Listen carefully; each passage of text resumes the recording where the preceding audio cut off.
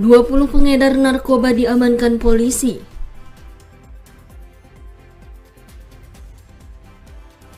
Ditpolairut Polda Kaltim tangkap kelompok pencuri batubara.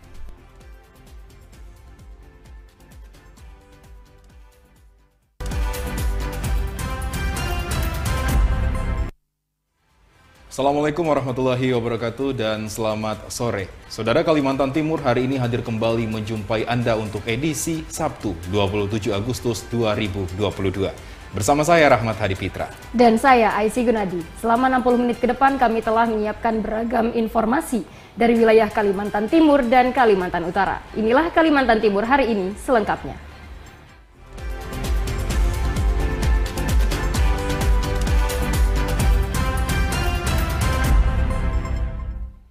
Kita awali informasi yang pertama, Saudara, jajaran Polresta Samarinda mengungkap 13 kasus peredaran narkoba di wilayah setempat. Dari kasus tersebut, polisi mengamankan sebanyak 20 orang tersangka, serta sejumlah barang bukti narkoba. 2 orang tahanan Polresta Samarinda ini merupakan bagian dari 20 orang pengedar narkoba yang berhasil diamankan pihak Polresta Samarinda dari total 13 pengungkapan kasus di wilayah setempat. Seluruh tersangka yang masing-masing terdiri dari 17 laki-laki dan 3 perempuan merupakan hasil pengungkapan selama 29 hari dengan barang bukti sabu, ekstasi, dan ganja. Bulan Juli sampai bulan Agustus, yang mana dari total pengungkapan tersebut ada 13 LP yang sedang kita proses, yang mana total tersangkanya ada 20 orang, laki-laki ada 17 orang dan perempuan ada 3 orang. Dari hasil pengungkapan selama 29 hari itu ada 34 gram sabu yang berhasil diamankan, ekstasi ada 73 butir dan ganja 350 gram. Pihak Polresta Samarinda pun berkomitmen untuk terus gencar menggagalkan kasus penyalahgunaan dan peredaran narkoba.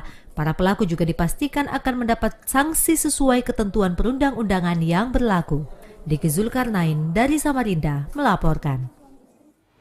Sementara itu, Saudara, Satuan Satreskoba Polres Nunukan kembali amankan 2 warga Nunukan karena kedapatan memiliki narkotika jenis sabu. Kedua tersangka tersebut diamankan pada 2 tempat yang berbeda. Penangkapan warga Jalan Dewi Sartika RT 12 Kelurahan Tanjung Harapan berinisial YS diduga karena memiliki narkotika golongan 1 jenis sabu. Berkat informasi dari Unit Reskrim Polsek Nunukan dan Polsubsektor Nunukan Selatan, tim Satreskoba menemukan 2 bungkus berukuran kecil pada bagian ikat pinggang tersangka, dan selain itu untuk mengelabui petugas, tersangka menyimpan barang haram seberat 1,56 gram sebanyak 10 bungkus yang dimasukkan ke dalam kemasan makanan ringan. Saat menjalani pemeriksaan, pelaku mengaku barang haram didapatkan dari salah seorang wanita berinisial KR warga Jalan Pangkalan Posal, Kelurahan Nunukan Timur. Berbekal pengakuan YS, Satreskoba Polres Nunukan bergerak cepat mengamankan tersangka KR di kediamannya. Meski berencana menghilangkan barang bukti sabu seberat 1,7 gram, namun aksinya berhasil digagalkan tim Satreskoba Polres Nunukan. Pelaku kedua mengaku sabu seberat 1,7 gram seharga Rp1.500.000 didapat dari bandar narkoba berinisial DR, yang kini masuk dalam daftar pencarian orang atau DPO Satreskoba Polres Nunukan. Kapolres Nunukan AKBP Riki Hadianto mengatakan pemberantasan narkotika di perbatasan Nunukan merupakan atensi khusus Polres Nunukan sesuai amanat Kapolri. Jadi sesuai dengan atensi Bapak Kapolri, kita berkomitmen untuk memberantas. Begitu juga selain keluar ke dalam, kami selalu pastikan ada keterkaitan tidak dengan oknum-oknum anggota apabila ada untuk ditindaklanjuti secara tegas. Para pelaku disangkakan pasal 114 ayat 1 Jungto pasal 132 ayat 1 subsidiar pasal 112 ayat 1 Jungto pasal 132 ayat 1 Undang-Undang Republik Indonesia Nomor 35 Tahun 2008 tentang narkotika. Ahmad Albar dari Nunukan melaporkan. Ditpolairut Polda Kaltim berhasil menangkap kelompok pencuri batubara di perairan Sungai Mahakam. Sedikitnya 15 orang diamankan, 2 diantaranya telah ditetapkan sebagai tersangka. Polisi juga berhasil mengamankan sejumlah barang bukti, 2 unit kapal klotok, belasan skop, dan 28 ton batu bara hasil curian. Inilah detik-detik penangkapan belasan orang pelaku pencurian batu bara dari sebuah kapal tongkang Kompas 3 yang mengangkut batu bara di perairan Sungai Mahakam, tepatnya di Lowakulu, Kabupaten Kutai Kartanegara. Dari 15 orang yang diamankan jajaran Ditpolairut Polda Kaltim, 2 diantaranya telah ditetapkan sebagai tersangka.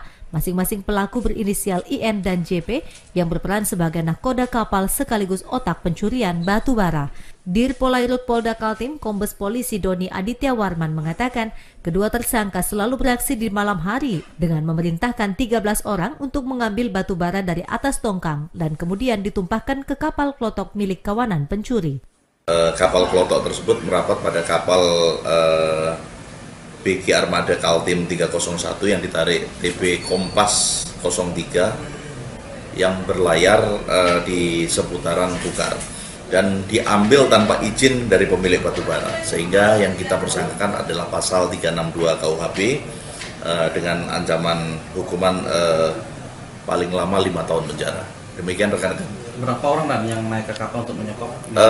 Untuk yang naik sebanyak 15 orang, sebanyak 13 orang. Yang lain kita kenakan undang-undang terkait dengan pelayaran. Untuk para nahkodanya kita kenakan pasal pencurian ini. Dalam kasus pencurian batu bara ini, selain kedua tersangka, polisi juga mengamankan 2 buah kapal klotok, 18 sekop, dan 28,054 ton batu bara hasil curian. Atas perbuatannya, kedua tersangka dijerat pasal pencurian dengan pemberatan ancaman pidana 5 tahun penjara, sementara 13 ABK yang membantu tersangka berstatus sebagai saksi. Andri Aprianto dari Balikpapan melaporkan.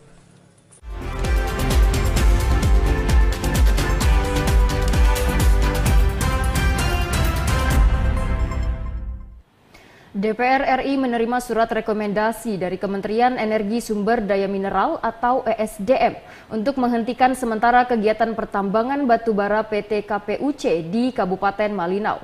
PT KPUC dinilai tidak memenuhi persyaratan pertambangan yang tertuang dalam regulasi pertambangan batubara.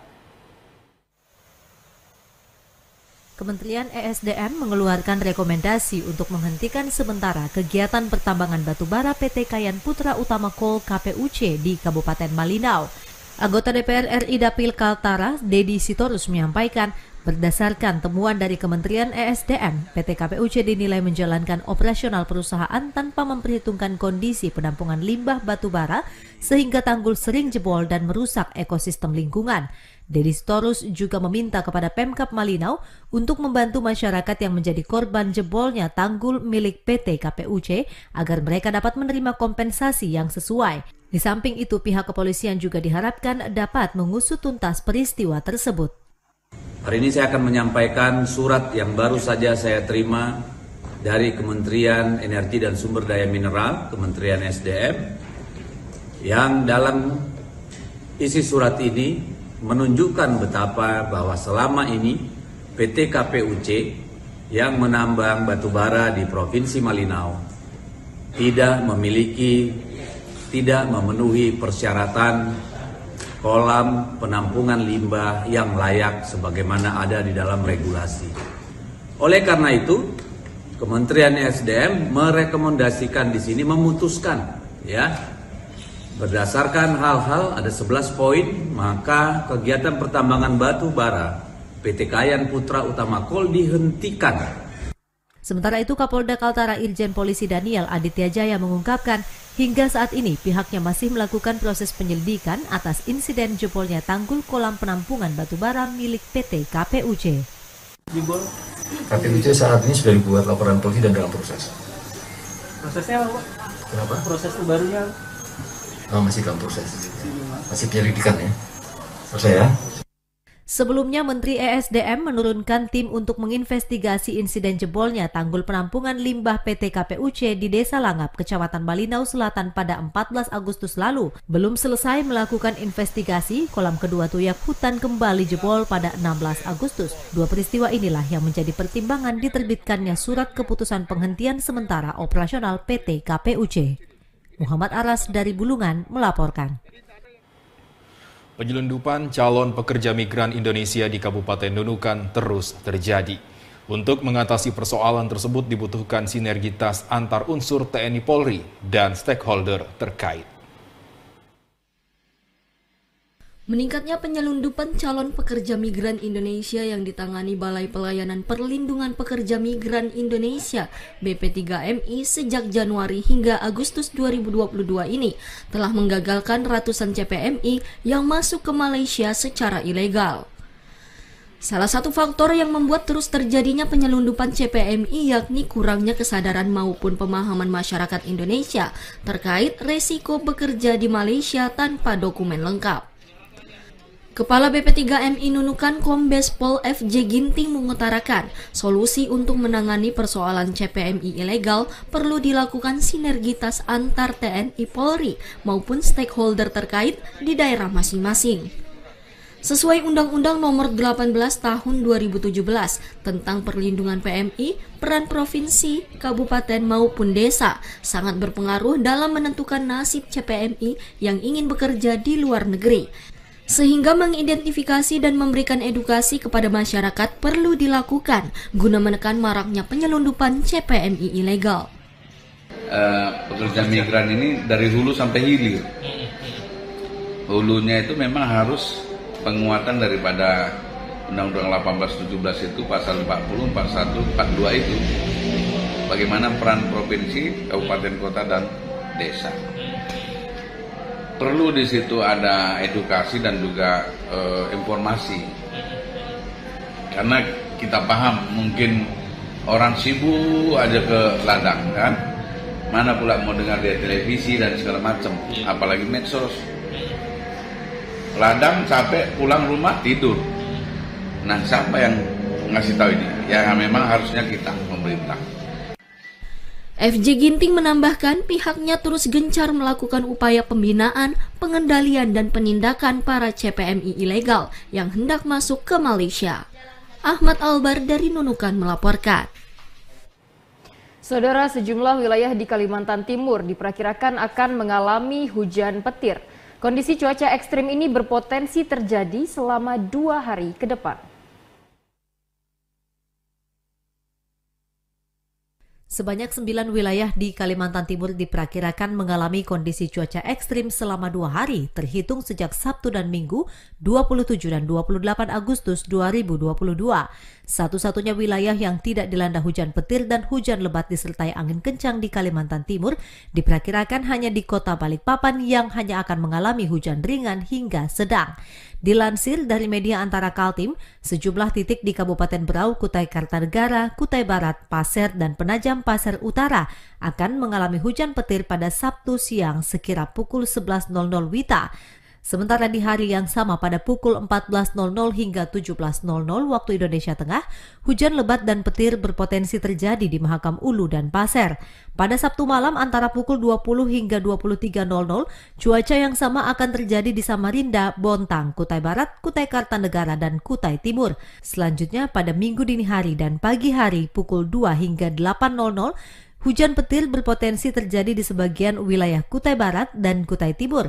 Perakirawan Stasiun Meteorologi Kelas 1 SAMS Sepinggan BMKG Balikpapan Idam Khalid mengatakan peringatan dini perakiraan cuaca ini telah disampaikan kepada pihak BPBD Provinsi dan Kabupaten Kota setempat untuk dapat dilakukan langkah antisipasi. Pasalnya, dampak cuaca ekstrim ini dikhawatirkan dapat menyebabkan banjir, sungai meluap, jalan licin, pohon tumbang, dan tanah longsor. Oleh karena itu, seluruh pihak diminta untuk senantiasa mewaspadai potensi dan dampak dari cuaca buruk. Tim Redaksi TVRI Kalimantan Timur melaporkan. Saudara, pemerintah Provinsi Kalimantan Utara mengantisipasi masuknya virus cacar monyet dengan sejumlah langkah. Di antaranya menguatkan koordinasi dengan semua pihak dalam hal pencegahan dan melaksanakan standar operasional pemeriksaan suspek kasus cacar monyet. Adanya temuan kasus cacar monyet yang masuk ke Indonesia tanggal 20 Agustus lalu menjadi perhatian besar seluruh pihak. Meski bukan penyakit baru, namun pemerintah melakukan instruksi agar seluruh pihak waspada dan melakukan antisipasi pencegahan. Pemerintah Provinsi Kalimantan Utara juga telah mengerahkan Dinas Kesehatan baik provinsi, kabupaten dan kota, pihak rumah sakit, serta kantor kesehatan pelabuhan agar waspada terhadap masuknya virus ini ke Kalimantan Utara.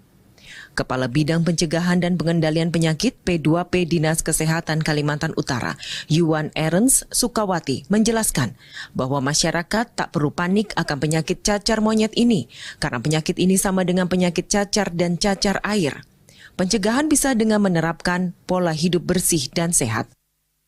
Kita memang sebelumnya sudah mengeluarkan surat himbauan kewaspadaan kepada Kepala Dinas Kesehatan se-Provinsi Kalimantan Utara, kemudian Direktur Rumah Sakit se-Kalimantan Utara juga, kemudian Puskesmas se-Kalimantan Utara, dan terakhir mungkin ke Dinas ke Kantor Kesehatan Pelabuhan kelas 2 terkait dengan himbauan kewaspadaan terkait penyebaran monkeypox di Kalimantan Utara, cacar monyet. Jadi memang kita minta jika ada terjadi suatu kasus atau suspek yang mengindikasikan cacar monyet itu segera berobat ke fasilitas kesehatan. Kemudian dari fasilitas kesehatan diperiksa secara mendalam, kemudian dilakukan pelaporan secepatnya. Kemudian kalau memang terindikasikan diambil sampel untuk dikirim segera diperiksa pada laboratorium nasional yang telah ditunjuk oleh Kementerian Kesehatan, seperti itu. Ditambahkan Yuan, hingga kini belum ditemukan kasus suspek maupun probable di Kaltara. Terkait dengan pintu masuk pelaku perjalanan dari Malaysia, pihaknya juga telah melakukan pengawasan yang ketat sesuai standar operasional. Adapun gejala suspek bagi penderita cacar monyet memiliki ruam pada kulit, ditandai sakit kepala, demam di atas 38 derajat dan sakit flu. Sedangkan probable jika seseorang usai bepergian dari negara yang memiliki kasus terkonfirmasi cacar monyet. Dwi Rahma, Junaidi dari Tanjung Selor melaporkan.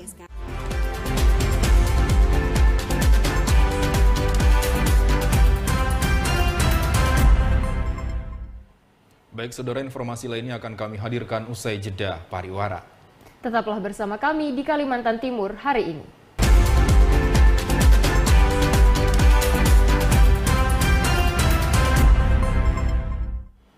Saudara, terima kasih Anda masih bersama kami di Kalimantan Timur hari ini. Saudara, informasi lainnya kami hadirkan dalam segmen Advertorial.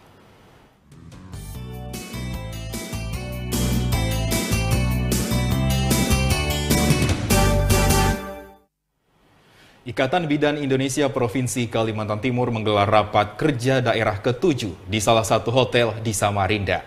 Rakerda ke-7 IBI Kaltim ini dilaksanakan guna meningkatkan mutu dan kualitas organisasi profesi IBI, khususnya di Kalimantan Timur.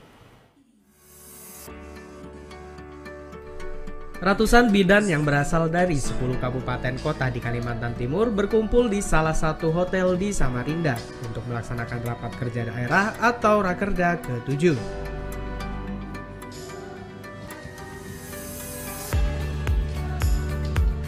Rakerda ini turut dihadiri Gubernur Kalimantan Timur Isra Nur yang memberikan sambutan sekaligus membuka Rakerda secara resmi.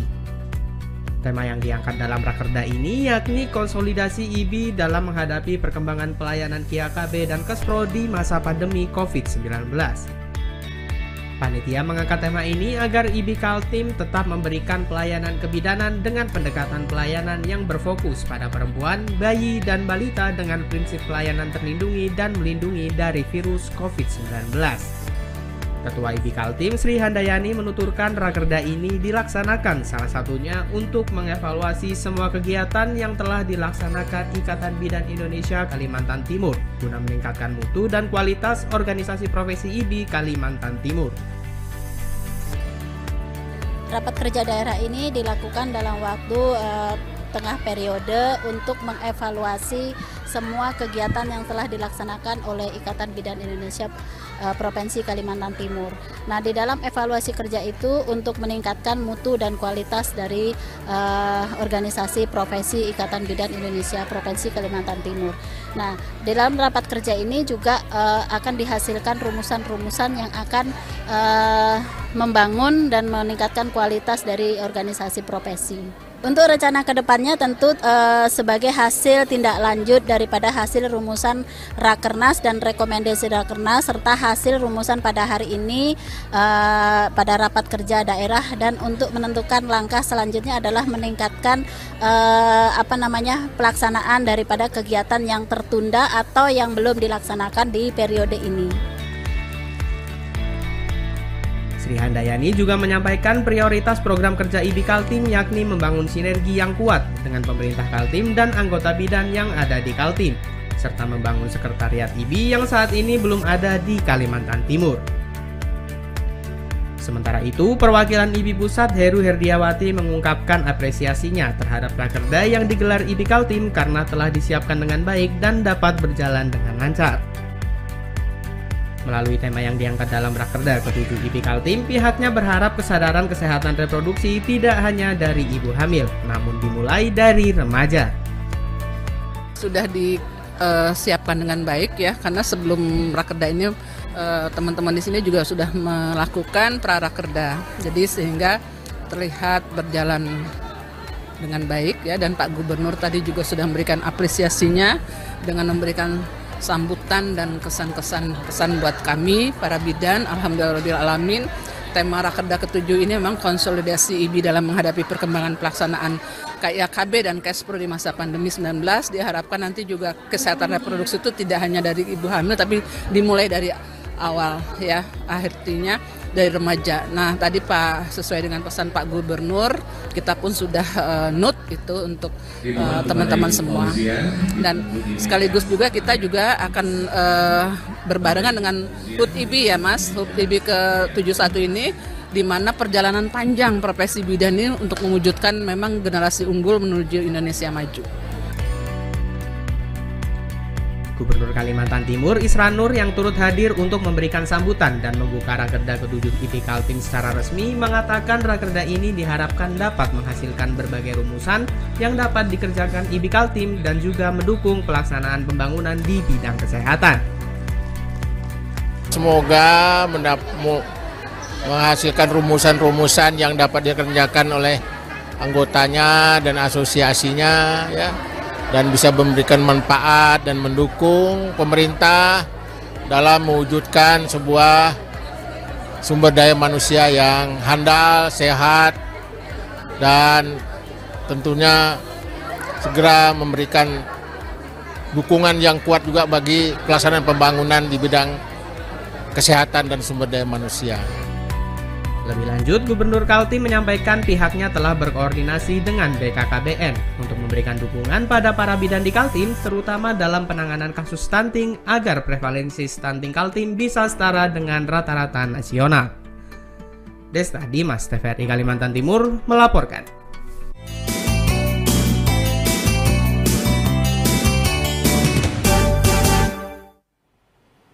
Saudara, anggota Dewan Perwakilan Rakyat Daerah Penajam Pasir Utara menyoroti adanya sistem pengupahan yang rendah di salah satu proyek pembangunan ibu kota negara. DPRD mendorong Pemda agar melakukan koordinasi kepada perusahaan yang mengerjakan proyek IKN tentang sistem pengupahan bagi pekerja.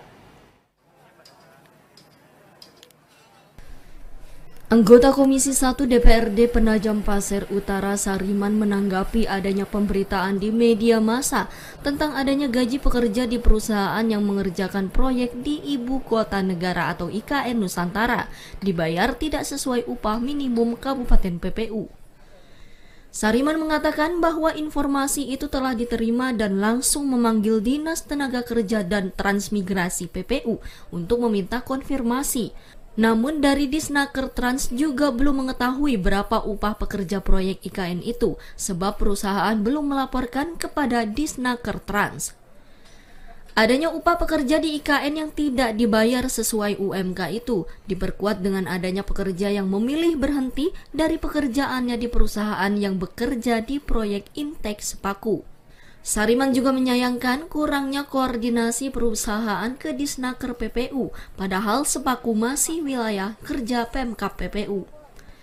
Sariman akan mendorong penegakan aturan agar perusahaan menerapkan pemberian upah sesuai UMK PPU yakni sebesar sekitar kurang lebih 3,4 juta rupiah. Pekerja itu cuma tidak direspon katanya gitu. Nah ini kan menjadi masalah tersendiri gitu. Kenapa orang sebagai dinas tidak direspon oleh perusahaan? Padahal saya sudah mengatakan bahwa Kecamatan Sepaku itu masih wilayah Kabupaten Penajam Pasir Utara. Artinya dinas itu masih tanggung jawab, bertanggung jawab, masih wilayah kerja dinas tenaga kerja. Maka kami dari DPRD mendorong untuk yang pertama penegakan aturan. Kita punya UMK, kita punya aturan UMK, kita punya perda tentang penempatan tenaga kerja lokal. Nah kami untuk mendorong itu supaya tidak terjadi hal yang tidak kita inginkan dari tenaga kerja lokal, maka kami dorong dinas untuk berkoordinasi dengan perusahaan menggunakan menggajinya itu dengan UMK kita. Sariman kembali menegaskan penegakan perda tentang penempatan tenaga kerja lokal juga akan menjadi atensi untuk menghindari terjadinya masalah yang dapat menghambat pembangunan IKN. Syahrudin dari Penajam Pasir Utara melaporkan. Saudara, kalangan akademisi optimis generasi muda di Kalimantan Timur memiliki kompetensi untuk turut terlibat dalam pembangunan ibu kota negara Nusantara. Pada generasi muda Kaltim juga diharapkan dapat memanfaatkan keberadaan ibu kota negara untuk mendorong perekonomian dan pembangunan daerah. Pembangunan IKN Nusantara di Kecamatan Sepaku, Kalimantan Timur membutuhkan peran aktif dari semua pihak, termasuk dari generasi muda. Keberadaan IKN dinilai menjadi potensi besar bagi generasi muda untuk dapat terlibat langsung dalam setiap pelaksanaan pembangunannya. Rektor Universitas 17 Agustus Samarinda, Dr. Marjoni Rahman mengatakan lembaga pendidikan di Kalimantan Timur kini telah banyak melahirkan alumnus yang ahli di bidangnya. Hal ini dinilai akan membantu para generasi muda Kalimantan Timur untuk dapat berkontribusi dalam pembangunan IKN. Lembaga-lembaga pendidikan di Kalimantan Timur juga sudah menghasilkan para sarjana ataupun para ahli media yang betul-betul mumpuni ya di dalam bidangnya mereka masing-masing. Berikutnya di bidang-bidang lain ya yang akan juga melibatkan anak-anak muda Kaltim di dalam proses pembangunan IKN ini. Nah, dan saya sangat yakin sekali bahwa masyarakat Kaltim sudah sangat mumpuni ya untuk ikut berpartisipasi di dalam proses pembangunan IKN itu. Generasi muda Kalimantan Timur juga diharapkan tidak hanya menjadi penonton, melainkan dapat membangun sinergisitas dengan pemerintah dalam mengawal seluruh tahapan pembangunan IKN di berbagai bidang. Angki Alif dari Samarinda melaporkan. Saudara, Provinsi Kalimantan Timur sangat siap untuk melakukan perubahan siaran analog ke siaran digital. Namun pemerintah pusat menilai Kaltim belum siap untuk migrasi. Padahal di Kalimantan Timur tidak ada kendala dalam peralihan siaran analog ke digital. Provinsi Kalimantan Timur merupakan salah satu provinsi yang mencanangkan program analog switch off atau peralihan siaran analog ke siaran digital pertama kali. Bahkan Kalimantan Timur sebagian daerah sudah menerapkan siaran televisi digital. Kesiapan Kalimantan Timur dalam migrasi siaran analog ke siaran digital sudah sangat siap sejak tahun 2021 lalu. Namun di sisi lain pemerintah pusat dalam hal ini Kementerian Kominfo Republik Indonesia menilai Kaltim tidak siap untuk bermigrasi. Dinas Komunikasi dan Informatika Kalimantan Timur sudah gencar melakukan sosialisasi kepada masyarakat. Faktanya masyarakat sudah menggunakan siaran TV digital untuk mendapatkan siaran. Pemerintah pusat juga berjanji untuk memberikan set-top box ke sejumlah daerah agar migrasi siaran digital bisa terlaksana.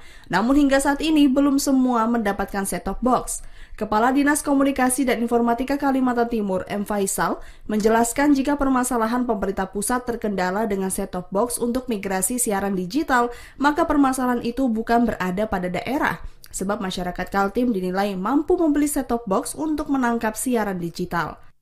Kami tahu mungkin masalahnya adalah janji pusat terhadap pembagian STB, tetapi kan itu bukan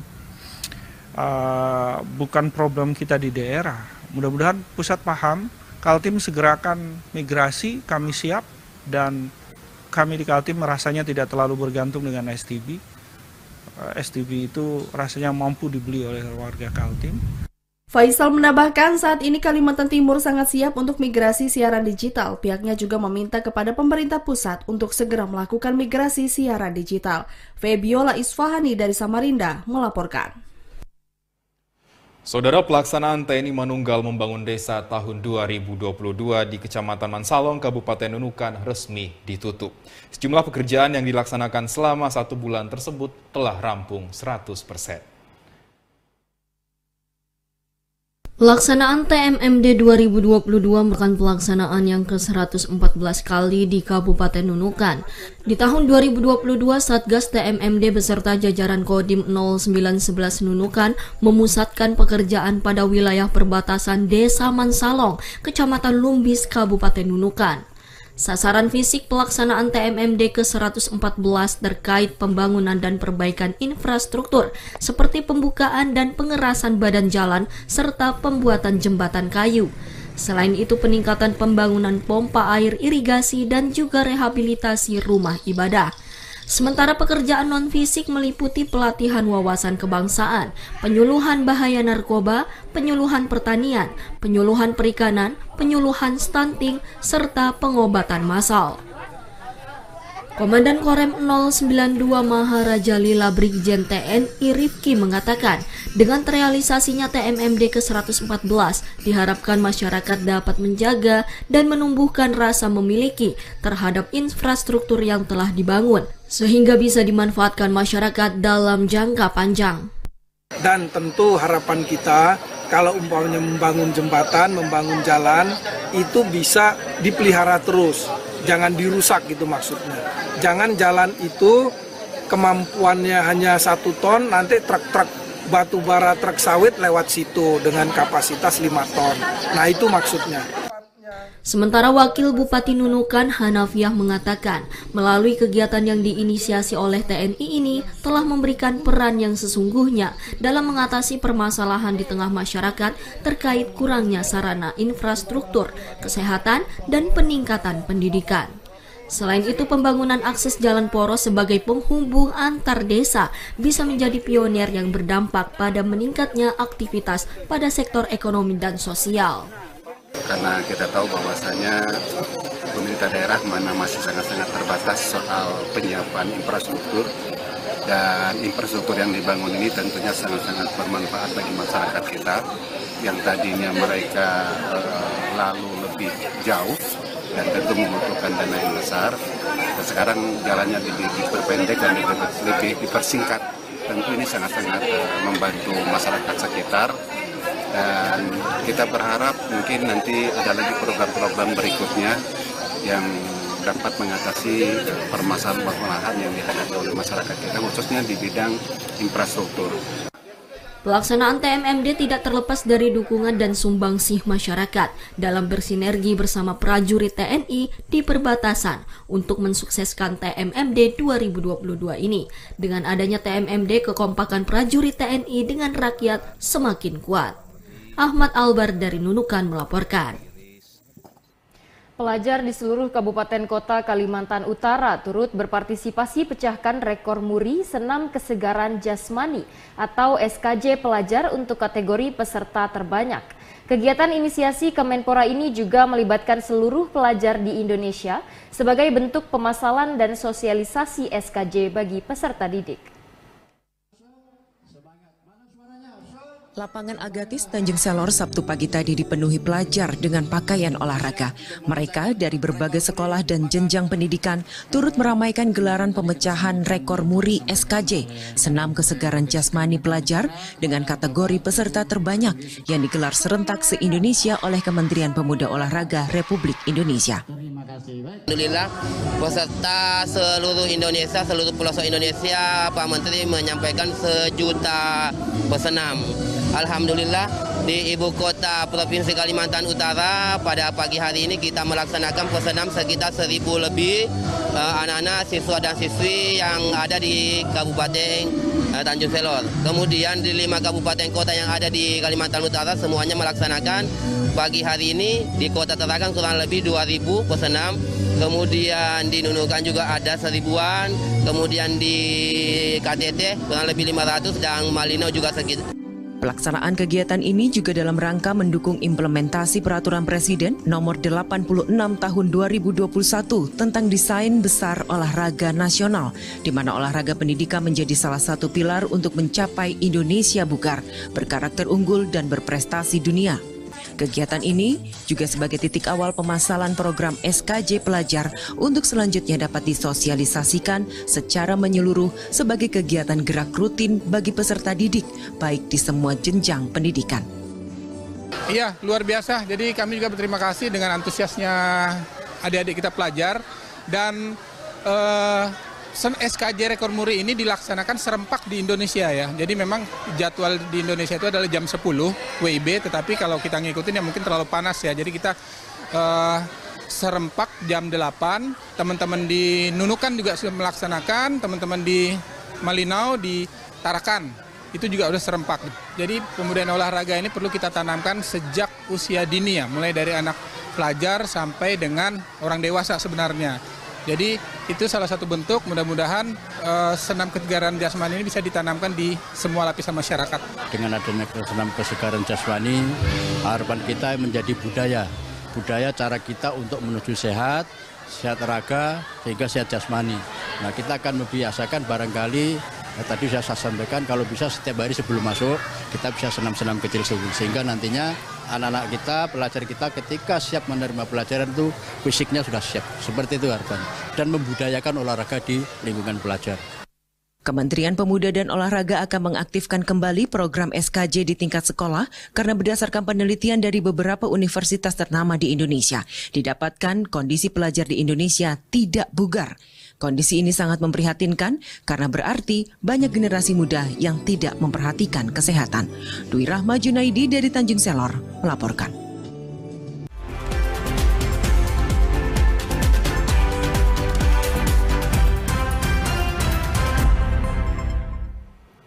Saudara, usai jeda kami segera kembali. Untuk itu tetaplah bersama kami. Sebuah persembahan dari bumi Borneo.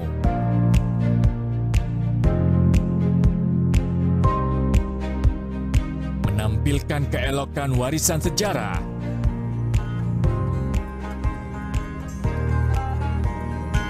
Mahakarya budaya tradisional.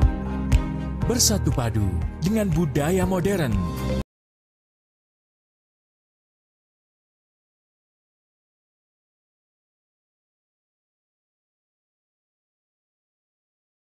Dalam asrinya hutan tropis Kalimantan.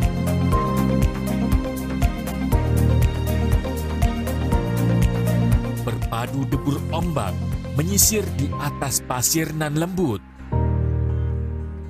Pesona nirwana di timur Kalimantan.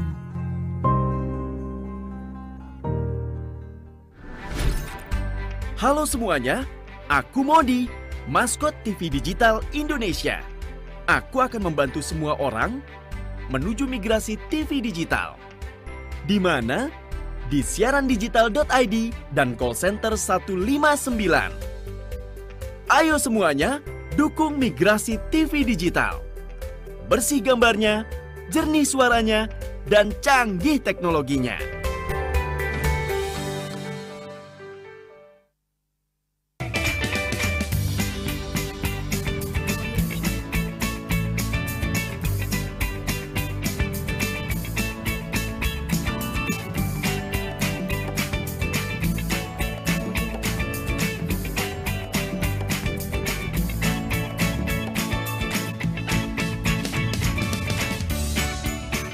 Gimana? Bersih dan jernih kan siarannya? Jangan khawatir, semua ini gratis. Tidak perlu beli kuota internet dan nggak perlu biaya berlangganan. Bagi kamu yang masih menggunakan TV analog, cukup dengan satu langkah mudah. Untuk televisi yang sudah siap digital, cukup scan ulang siaran TV kamu untuk menangkap siaran TV digital. Banyak pilihan programnya, bersih gambarnya, jernih suaranya, dan canggih teknologinya. Ayo, kita beralih ke siaran televisi digital.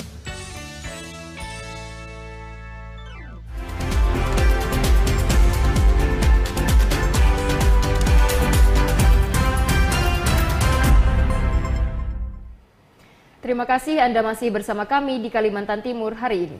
Ya, saudara, informasi lainnya kami hadirkan dalam segmen Lintas Borneo.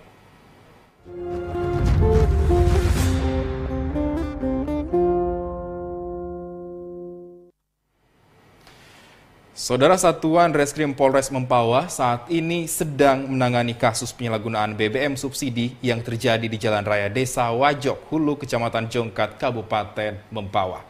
Kasus penyalahgunaan BBM subsidi dinilai merugikan banyak pihak. Kasat Reskrim Polres Mempawah Ibtu Wendy Sulistiono mengatakan saat ini pihaknya melakukan pemeriksaan terhadap saksi-saksi kemudian berkoordinasi dengan ahli dari migas. Ibtu Wendy Sulistiono menambahkan sejauh ini pihaknya telah menangani 2 kasus penyalahgunaan BBM subsidi. Kasus tersebut sudah masuk dalam tahap penyelidikan dan masih dalam tahap perlengkapan berkas tahap 1.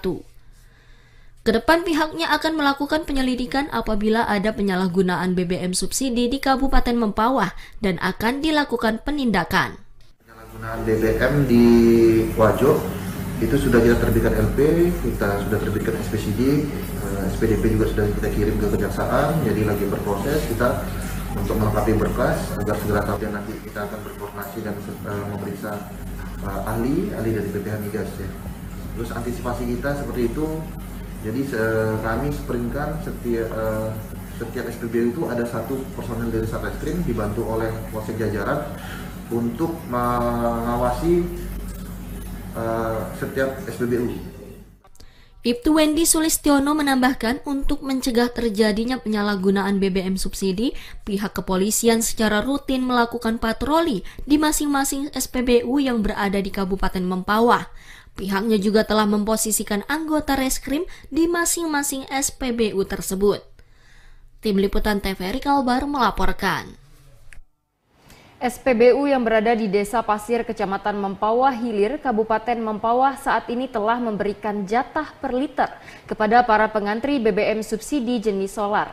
Hal ini dilakukan untuk mencegah adanya pengantri solar yang menggunakan tangki siluman. Berdasarkan peraturan saat ini SPBU Desa Pasir, Kecamatan Mempawah Hilir, Kabupaten Mempawah menerapkan kebijakan berupa memberikan jatah solar kepada masing-masing pengantri. Jatah solar yang diberikan kepada masing-masing pengantri ini harus sesuai dengan kebutuhan kendaraan. Pengelola SPBU Desa Pasir Dwi Suharyanto mengatakan, berdasarkan peraturan tersebut, para pengantri untuk roda 4 akan diberikan jatah solar sebanyak 50 liter. Kemudian untuk roda 6 diberikan sebanyak 80 liter, sedangkan kontainer diberikan jatah sebanyak 100 liter. Di luar dari itu, para pengantri tidak akan dilayani. Hal ini dilakukan agar tidak ada pengantri yang meminta lebih. Dwi Suharyanto menambahkan dengan mengikuti kebijakan aturan yang ada sebagai bentuk upaya dari pihak SPBU untuk mencegah adanya para pengantri siluman. Peraturan memang istilahnya gimana ya? Peraturan tapi tidak kami penuhi semua. Satu gini, kalau ada bannernya tuh yang harus dipasang dari Pertamina itu kalau kontainer tuh 200 liter. Dan truk roda 6 tuh 80 liter. Yang roda 4 itu 50 liter, nah gitu, 60 liter sebenarnya, 60 liter, yang roda 4 tuh 60 liter. Nah cuman kami tidak pasang karena kami di sini yang roda 4 50 liter, yang roda 6 tetap 80 liter, yang kontainer roda 16 10 lewat lah pokoknya. 10 lewat itu 100 ya kami kasih. Pengelola SPBU Desa Pasir Dwi Suharyanto menjelaskan bahwa saat ini pengiriman solar di SPBU sangat terbatas. Untuk di SPBU Desa Pasir ini hanya mendapatkan jatah solar 1 minggu 2 kali, yakni pada hari Senin dan Kamis sebanyak 16.000 liter. Tim Liputan TVRI Kalbar melaporkan. Saudara, 5 desa di Kecamatan Entikong masih ditemukan kasus stunting.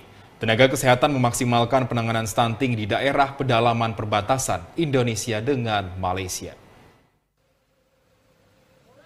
Stunting adalah kondisi gagal tumbuh akibat kekurangan gizi di 1000 hari pertama kehidupan anak. Kondisi ini berefek jangka panjang hingga anak dewasa dan lanjut usia. Kasus stunting di Kecamatan Entikong total 30,74% dari 5 desa antara lain Desa Suruh Tembawang, Desa Entikong, Desa Semangat, Desa Nekan, dan Desa Palapasang. Berdasarkan data stunting Puskesmas Entikong, sebanyak 319 anak yang termasuk kategori stunting dari 5 desa yang ada di Kecamatan Entikong. Kepala Puskesmas Entikong Gatot Setiarno mengatakan Desa Suruh Tembawang salah satu desa tertinggi kasus stuntingnya. Karena itu petugas kesehatan fokus untuk menurunkan kasus stunting dengan memberikan makanan tambahan bagi balita serta mensosialisasikan pola hidup sehat. Penanganan stunting tetap berjalan terus, jadi setiap bulan, setiap waktu kita evaluasi, kemudian kita rencana tindak lanjut, setiap selesai kegiatan tetap kita monitoring. Untuk data sampai di akhir Juli kemarin ya, data stunting sudah alhamdulillah mengalami penurunan walaupun belum terlalu signifikan. Di 2021 angka kita di 30,74%, secara keseluruhan di 31 Juli kemarin kita di angka 28,95%. Anaknya stunting ada 319 ya. Untuk saat ini dari 5 desa masih yang tertinggi masih di Suruh Tembawang 40,19%. Dan yang terkecil alhamdulillah ada di Palapasang nih 21,95%. Enggak contas sama beda. Beda-beda sedikit ya. Oh jadi ya. Kepala Puskesmas Entikong Gatot Setiarno mengatakan ditargetkan setiap tahun menurun angka stunting 5% di perbatasan.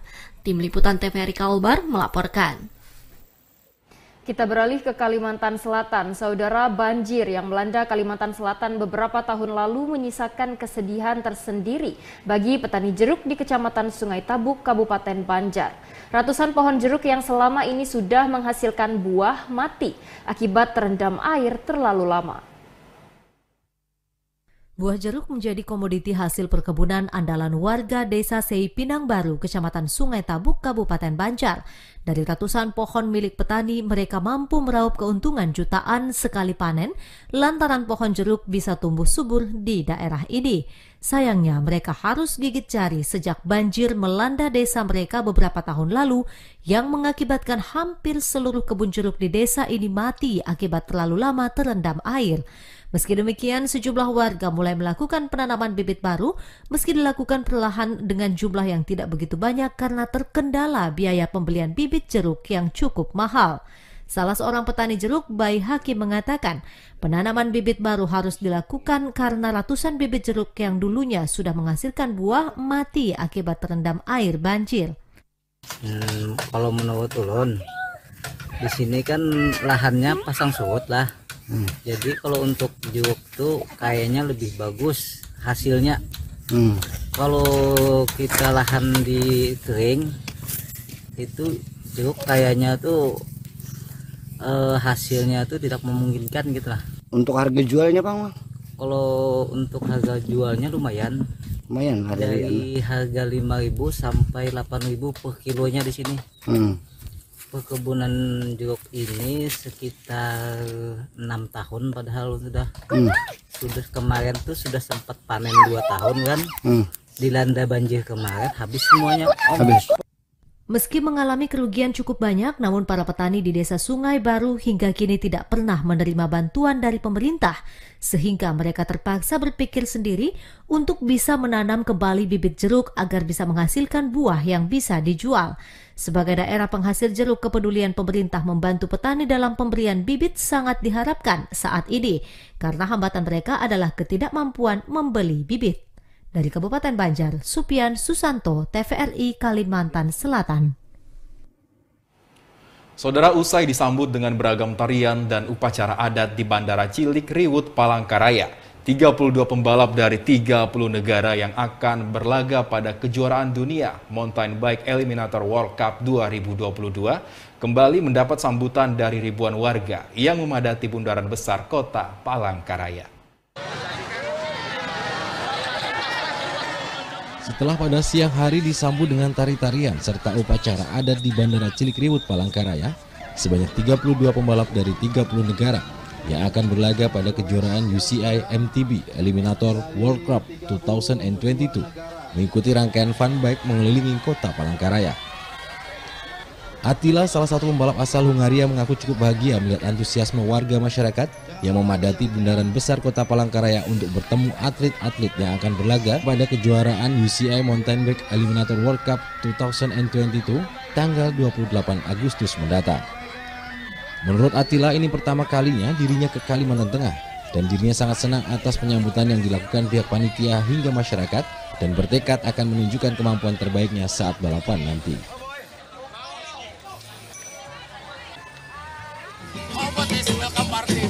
It is very beautiful. This is my first time here in Indonesia and I really like it. Yeah, the people are very nice with us, so I'm so happy to be here. I hope I will win the race, but we will see because it is going to be hard. We have a lot of good riders here. It is very good. I have never been here before, so I love it. Selain diajak mengelilingi kota Palangkaraya, 32 atlet asal 30 negara ini juga dijamu di halaman Istana Isen Mulang dengan beragam makanan khas Indonesia, serta dihibur dengan penampilan beragam tari-tarian. Dari Palangkaraya, Riza Krisna dan Julum Effendi, TVRI Kalimantan Tengah melaporkan.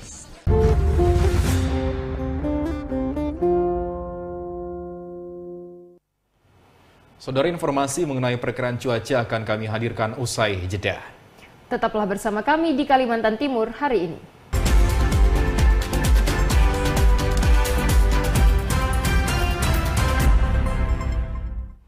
Terima kasih Anda masih bersama kami. Saudara, selanjutnya kami hadirkan informasi mengenai perkiraan cuaca yang berlaku untuk esok hari Minggu 28 Agustus 2022. Informasi ini berlaku untuk wilayah Kalimantan Timur dan Kalimantan Utara. Selengkapnya dalam segmen info publik berikut ini.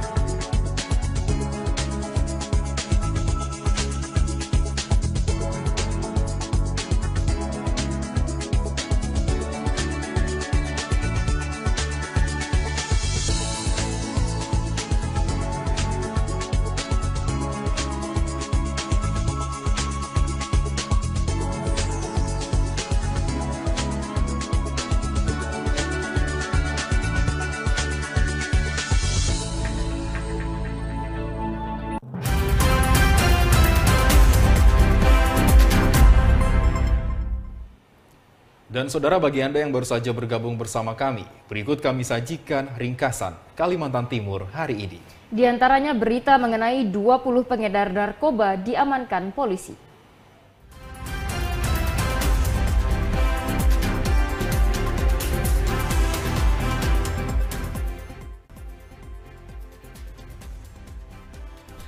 Jajaran Polresta Samarinda mengungkap 13 kasus peredaran narkoba di wilayah setempat. Dari kasus tersebut, polisi mengamankan sebanyak 20 orang tersangka, serta sejumlah barang bukti narkoba.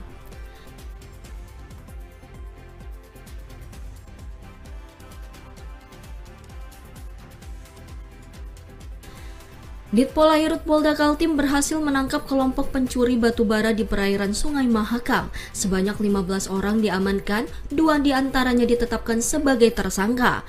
Polisi juga berhasil mengamankan barang bukti seperti 2 unit kapal kelotok, belasan sekop, dan 28 ton batu bara hasil curian.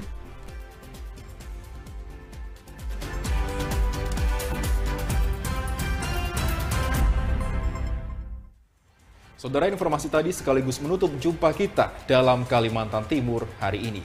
Akhir kata, saya Rahmat Hadi Pitra. Dan saya Aisy Gunadi, mewakili seluruh kerabat kerja yang bertugas pamit undur diri dari hadapan Anda.